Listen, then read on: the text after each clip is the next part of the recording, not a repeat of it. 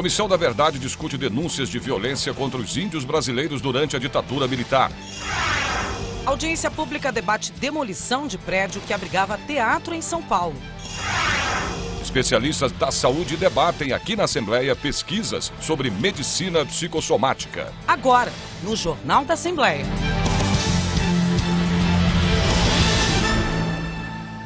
Olá, boa tarde. Olá, boa tarde.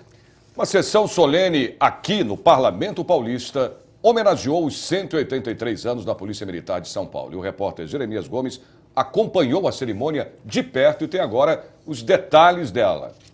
Jeremias, boa tarde. Boa tarde, Sérgio Everton. Boa tarde a vocês que nos acompanham. Exatamente. Acabou agora há pouco aqui no plenário Juscelino Kubitschek esta homenagem à Polícia Militar do Estado de São Paulo, que completa agora no dia 15 de dezembro 183 anos, mas como já é de costume, uma tradição aqui na casa, foi homenageada por iniciativa do deputado Coronel Edson Ferrarini, do PTB. Os policiais militares, vários deles foram condecorados com a medalha do Sesquicentenário, policiais de todo o estado de São Paulo. Nós vamos mostrar nas imagens para vocês que também esteve presente o comandante-geral da Polícia Militar, o Benedito Roberto Meira, o delegado-geral da Polícia, Luiz Maurício Souza Blasek, também estiveram aqui presentes. E aqui nós vemos nas imagens eles recebendo todas essas condecorações. Bem, no discurso lembrado aqui, durante esta homenagem, uma triste estatística. No ano passado, 369 policiais foram mortos em serviço e 121 em serviço. Conforme foi lembrado aqui, um número superior a qualquer país desenvolvido e sem cultura de violência. Mas a Polícia Militar também trouxe diversos números de sua atuação. Fechou 2014 com 40 milhões de chamadas pelo telefone 190, 30 milhões de intervenções, 120 mil criminosos presos em flagrante e 10 mil armas de fogo e 100 toneladas de droga apreendidos, além de 50 mil veículos recuperados. A Polícia Militar do Estado de São Paulo conta com um efetivo de cerca de 100 mil pessoas, cerca de 10% deste efetivo de mulheres policiais femininas. Voltamos com você, Sérgio, Silvia. Obrigada, Giri. A Comissão da Verdade voltou a se reunir aqui na Assembleia, desta vez para discutir denúncias de violações de direitos humanos de povos indígenas durante a ditadura militar no Brasil. Quando falamos nesse momento de repressão, temos como principais personagens, além dos militares, aqueles que sofreram durante esse período: jornalistas, estudantes, militantes políticos, etc. Mas deixamos de lado alguns grupos que sofreram violações indiretas. Os povos indígenas foram um deles, como nos conta o cacique Timóteo Popiguá, da tribo Guarani, que veio de Bertioga, litoral paulista, para expor essa realidade. O que trouxe esse período para vocês, para os índios? Que trouxe a grande matança, né? Principalmente, se a gente pensar hoje nacionalmente, ocorreram essa violação de direitos humanos, né? E se a gente plotar hoje no mapa, toda a região do Brasil tinha as comunidades, as aldeias, né? E hoje a gente está confinados em alguns espaços pequenos, né? Essa é a consequência desses intervenção militar e outros governantes. Esse resgate foi trazido à Comissão Estadual da Verdade Rubens Paiva por jornalistas especialistas no assunto e que apuraram esses conflitos. É uma história de resistência, é uma história de extermínio e é uma história de absoluta falta de respeito, onde o governo militar atingiu o topo, porque nos 21 anos de ditadura, a FUNAI passou a ser subordinada ao Exército Brasileiro. Eles fizeram uma resistência profunda e a resistência nossa, vamos dizer, da nossa sociedade nacional, do mundo não índio, cresceu porque a resistência indígena deu muita visibilidade à resistência contra a ditadura. Porque os índios, porque a ditadura também não levava eles em conta, então você denunciava a ditadura, vinha índio.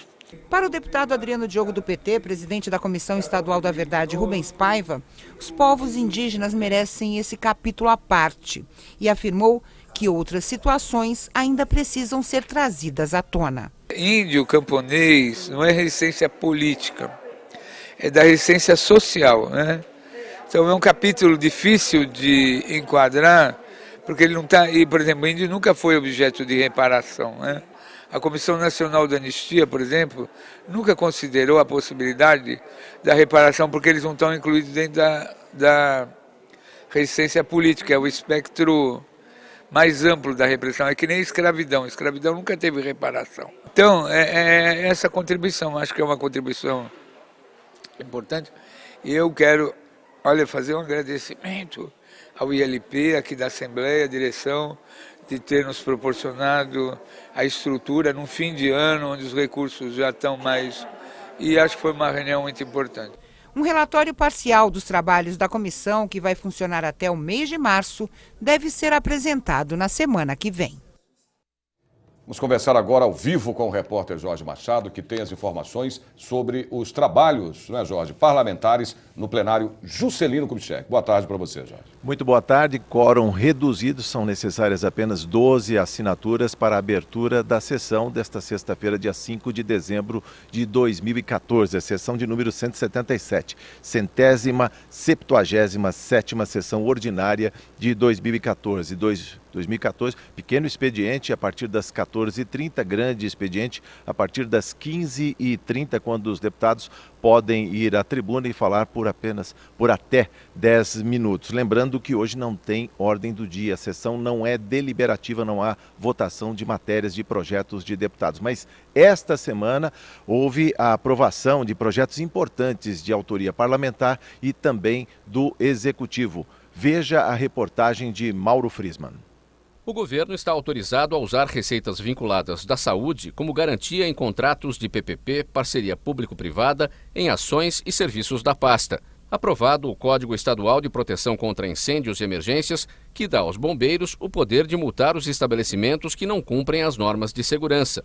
Projeto do governo institui estágio probatório e avaliação de desempenho para os diretores de escola e concede gratificação de gestão educacional aos servidores das classes de suporte pedagógico do quadro do magistério. Foi aprovada a proibição do uso de balas de borracha prevista em projeto de lei do deputado Luiz Cláudio Marcolino, do PT. O Executivo está autorizado a instituir a Política Estadual de Participação Social e o Sistema Estadual de Participação Social, como prevê o projeto de lei aprovado de autoria do deputado João Paulo Rilo, do PT. Derrubado o veto ao projeto que dá nova redação a um artigo da lei que define a área de proteção e recuperação da Bacia do Guarapiranga, de autoria do deputado Jorge Caruso, do PMDB. Também foi derrubado o veto ao projeto de lei do deputado Hamilton Pereira, do PT, que institui o Promedula, Programa Permanente de Transplante de Medula Óssea, e o veto ao projeto de lei do deputado Roque Barbieri, do PTB, sobre os emolumentos dos serviços notariais e de registro. Com a presença de representantes da classe artística, uma audiência pública aqui na Assembleia discutiu a desapropriação da Companhia de Teatro Núcleo Bartolomeu. O edifício foi demolido para dar lugar a um prédio residencial. Ultimato eu te quero, e eu te queria, não tinha ninguém, não tinha nada, sabia tão pouco eu. Ultimato eu te quero.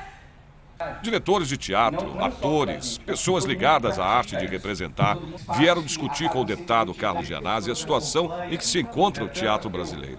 Um exemplo disso foi a venda do Núcleo Bartolomeu de Depoimentos, na Vila Pompeia, zona oeste da capital, já praticamente demolido para dar lugar a um prédio residencial. O teatro chega, né, numa região degradada, onde não acontece nada, isso é um exemplo bem claro aqui na cidade de São Paulo, e aí constrói o teatro, as pessoas começam a ocupar o espaço público, que é para isso que serve o espaço público, as pessoas começam a ocupar, começam a frequentar o teatro e começam a ter posicionamentos críticos, não é isso? Aí o que acontece? A especulação vem, percebe que aquele lugar valorizou, tira o teatro, derruba o teatro, desmonta o teatro, constrói um prédio. Pronto. Quer nos apagar da história. Com a especulação imobiliária, a cidade de São Paulo perde mais um pouco de sua referência cultural. O teatro, ele cumpre uma função social extremamente importante, que é de transformar todas essas impossibilidades de representação. A gente está falando aqui numa casa representativa, mas nem todo mundo está representado aqui. Mas no teatro você pode representar qualquer pessoa. Não importa se ela é rica, pobre, negra, branca, você pode representar qualquer pessoa. Então essa é uma função social extremamente importante. Mas para além disso, a gente precisa dar um basta na ingerência do poder econômico na vida social da cidade. Para os artistas, uma atitude irreparável, que deixa mais pobre o ser humano. Toda a minha obra há de ser protesto e embelezamento enquanto eu não puder disparar sobre as brutalidades coletivas a potência dos meus sonhos. Eu acho que isso sintetiza bem o que eu estou sentindo, o que o Bartolomeu está sentindo. Eu acho que o que todo mundo está sentindo com a queda dessas paredes, com a queda dessa casa, com as memórias impressas, diluídas pelo chão. Ele vai ser exatamente a linha de frente dos 21 grupos que deve se reunir e deve tomar uma posição todos juntos para oferecer isso à cidade, para dar de presente para os seres humanos que vivem nessa cidade alguma coisa a favor do ar, da respiração, da arte, da beleza e da possibilidade de viver nesse deserto. O deputado Carlos Gianazzi está indignado com a situação do teatro. Ele tem um projeto de lei em tramitação que, se aprovado, pode mudar o destino do grupo de teatro Bartolomeu. Essa audiência pública de hoje, ela procura dar visibilidade para esse fato e apoiar o grupo. E nós, ao mesmo tempo, apresentamos já um projeto de lei que está tramitando aqui na Assembleia Legislativa, desapropriando a área para que a área seja entregue ao Grupo Bartolomeu, para que seja construído um teatro público ali, gerido pelo Grupo Bartolomeu.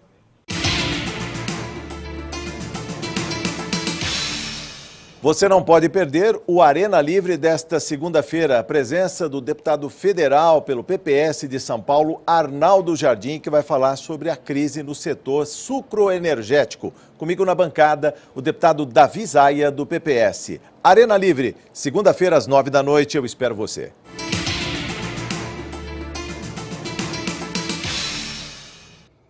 Sexta-feira de tempo encoberto e chuvas isoladas em São Paulo, máxima de 23 graus.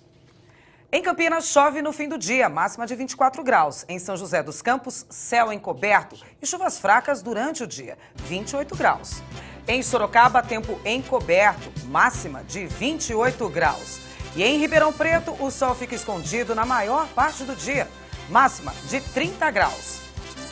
Você vai ver a seguir: simpósio reúne médicos, psicólogos e especialistas para debater pesquisas sobre a medicina psicossomática aqui na Assembleia.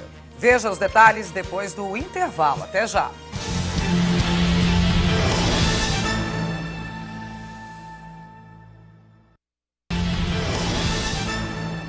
Um simpósio reuniu aqui no Parlamento Paulista médicos, psicólogos e especialistas da saúde para debater pesquisas sobre medicina psicossomática. O quarto simpósio, realizado pela Associação Brasileira de Medicina Psicossomática, com apoio do deputado Beto Trícoli, do PV, abordou neste ano o tema clínica e pesquisa. Então, as doenças psicossomáticas, elas são as manifestações dessa relação emoção, estado de vida e capacidade de resposta biológica, neurológica, cerebral e um certo descompasso. Então, as enxaquecas, as gastrites, as posturas que a gente desenvolve, alguns problemas. Então, as doenças psicossomáticas, elas vão de sinais e sintomas, que é um desconforto, mudança de pressão, a problemas bastante graves, sistêmicos, que levam a pessoa à morte. Os palestrantes de diversas universidades trouxeram as últimas novidades em pesquisa básica. Foram tratados temas como autismo, qualidade de vida, fibromialgia e HIV. A pesquisadora Renata Schmerster trouxe o tema identidade organizacional. É importante a questão da confiabilidade, da autonomia, da integração sobre vários aspectos, a recapacitação contínua em termos organizacionais, do pessoal. Todos esses são aspectos muito importantes no estabelecimento da identidade, por conseguinte, da estratégia organizacional. Comportamento animal com ênfase em hormônios ligados ao estresse. Foi a pesquisa apresentada pela professora doutora Olívia de Mendonça, do Instituto de Psicologia da USP. Então, a pesquisa de base é quando a gente busca entender o mecanismo, em outras espécies muitas vezes, para depois conseguir entender como isso funciona no ser humano. Então, estudando o macaco prego, eu estou estudando como esse mecanismo mais basal se apresenta. A ABMP, Associação Brasileira de Medicina Psicossomática, tem por objetivo divulgar o processo de saúde e de doença como forma de humanizar o atendimento médico no Brasil e apoiar e desenvolver pesquisas na área. Sumiço do médico oncologista Roberto Gomes completa uma semana. Ana Kaline, boa tarde. Ainda tem alguma pista, ou já tem alguma pista sobre o sumiço desse médico? Boa tarde, Sérgio. Boa tarde, Silvia. Infelizmente não, Sérgio. Já faz uma semana que esse médico sumiu. A polícia agora procura imagens em câmeras de segurança de prédios na região central de São Paulo. A Secretaria do Município de Assistência Social também distribuiu fotos em albergues da capital, mas ainda nenhum sinal do médico oncologista Roberto Gomes, que esteve no último dia 26 aqui na Assembleia Legislativa. Ele veio de Vitória para participar do lançamento de um livro sobre prevenção do câncer, ele que é coautor, e estas aí foram as últimas imagens do médico que participou do evento aqui na Assembleia Legislativa de São Paulo. Para a família de Roberto Gomes, que tem 68 anos, a hipótese mais provável é que ele tenha sofrido um mal súbito e esteja em algum abrigo ou hospital. Quando ele saiu do hotel, Sérgio, ele não portava documentos, então fica ainda mais difícil. A família está contando com essa ação da Polícia de São Paulo, com essas imagens das câmeras de segurança e também com essa divulgação das fotos do médico Roberto Gomes, essas fotos foram distribuídas em albergues da capital e a gente torce para que ele seja encontrado e bem. Sérgio, Silvia. Obrigada, Ana. Veja como fica o tempo agora à tarde em mais cidades do interior e no litoral do estado. Em Santos, o sol aparece entre muitas nuvens, máxima de 25 graus. Em São José do Rio Preto, tempo encoberto e calor, 30 graus. Em Mogi das Cruzes, o sol aparece entre nuvens, máxima de 25. E em Piracicaba, tempo encoberto também. A máxima também chega a 25 graus. Agricultores chineses visitam a Assembleia Legislativa de São Paulo. Veja os detalhes depois do intervalo. Até já.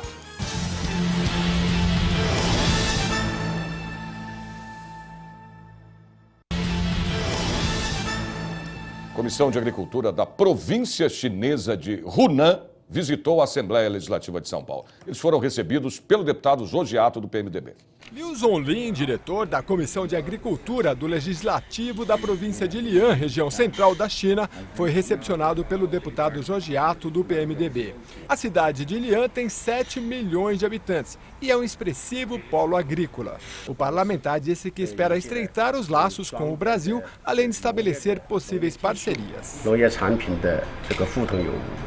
O deputado Josiato disse que espera estabelecer uma parceria com os chineses que beneficie o Brasil não somente no campo da agricultura, mas também em infraestrutura.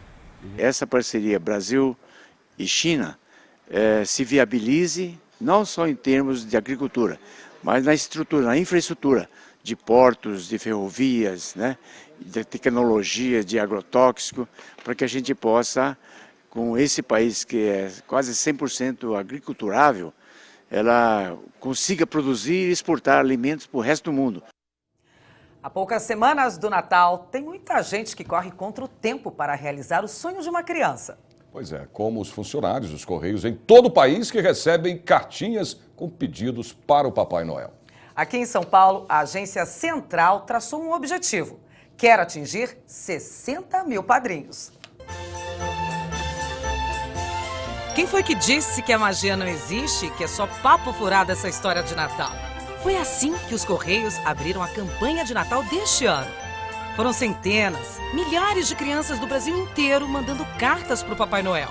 Hoje nós temos, em nível nacional, 600 mil cartinhas endereçadas ao Papai Noel. Só aqui na nossa diretoria, foram 273 mil cartinhas endereçadas ao Papai Noel. Afinal, todo mundo tem um desejo. A gente ainda não encontrou com Papai Noel, mas no final desse corredor, abrindo essa porta, vocês encontram com todos os ajudantes dele. Por dia, eles recebem mais de 5 mil cartas e leem todas, uma a uma. O projeto Papai Noel dos Correios, ele nasceu há 25 anos atrás pelos empregados, que recebiam as cartinhas endereçadas ao Papai Noel e naquele momento falaram assim, para quem a gente vai entregar, né? Como é que a gente vai entregar para o Papai Noel? E aí nasceu a ideia de adotar os pedidos que as crianças faziam. De lá para cá, muita coisa aconteceu. Muita história foi contada e escrita. Os anos mudaram e os pedidos também. Hoje, a maioria quer eletrônicos. Tem os tradicionais que não abrem mão da bicicleta. Nos últimos 3 anos, em todo o país, foram recebidas mais de 3 milhões de cartas destinadas ao Papai Noel. Desse número, 74% foram adotadas. Estamos lançando um desafio aqui na nossa diretoria, como nós atendemos 51 mil crianças no ano passado, o desafio é atender 60 mil. Por isso que eu conto com os parceiros, com as pessoas, com os padrinhos dessas crianças, para que a gente possa atingir esse objetivo. Papai Noel é um bem gordão assim. Quem foi que disse que a magia não existe, que é só papo furado essa história de Natal? Você Noel,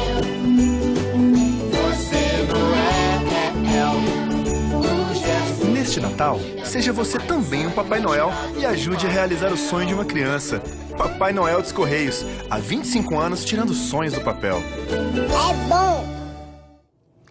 E se você ficou interessado em adotar alguma dessas crianças, saiba que o sigilo é total. É só ir até uma agência dos Correios, escolher uma das cartinhas, comprar e embrulhar o presente. E não é preciso pagar a postagem. E a entrega é feita pelos funcionários dos Correios. O prazo vai até o dia 11. Vamos saber então agora como fica o tempo em mais cidades do interior de São Paulo. Em Franca, o tempo fica nublado, 27 graus. Em Bauru, chove no fim do dia, máxima de 26. Em Limeira, tempo bom. Os termômetros marcam 27 graus. E em Marília, pode chover no comecinho da noite, máxima de 30 graus. Por hoje é só. O Jornal da Assembleia desta sexta termina aqui. Parabéns às cidades de Taubaté e Sertãozinho que fazem aniversário hoje. Parabéns também à cidade de Mongaguá, que faz aniversário no domingo. Você pode rever as reportagens da edição de hoje do Jornal da Assembleia na internet. É só acessar o site www.al.sp.gov.br e clicar em redes sociais. Uma ótima tarde para você e até segunda-feira. Até amanhã.